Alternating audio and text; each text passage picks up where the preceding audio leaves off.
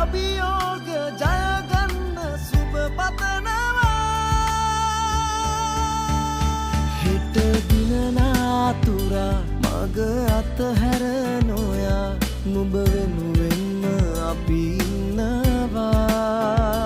මේ හුස්මක් පවා සුබ පැතුමක් වෙලා හැම මොහොතකම ජය පතනවා.